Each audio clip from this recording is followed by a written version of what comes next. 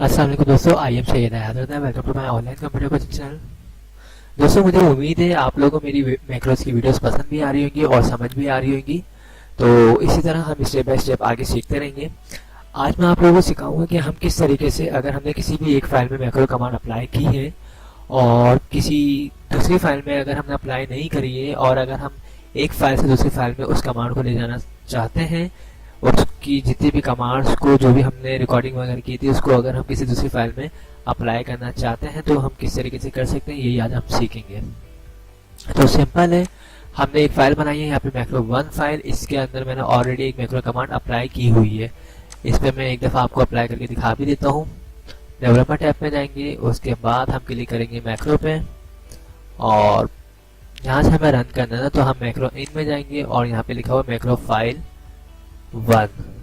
Okay, उसके बाद हम टेस्ट पे क्लिक करेंगे और सिंपल कर देंगे रन। ओके, तो ये हमारी मैक्रो कमांड हमने अप्लाई कर दी है, पूरा हमारा काम फॉर्मेटेड हो चुका है।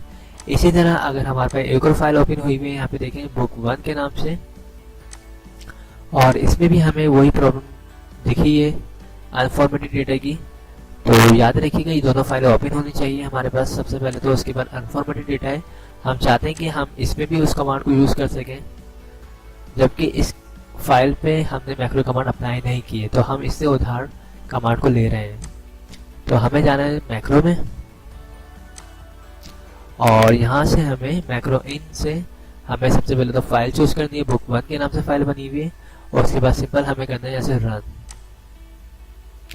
तो बहुत ज़बरदस्त कमांड है। आई होप दोस्तों आप लोगों को ये कमांड भी समझ आई होगी।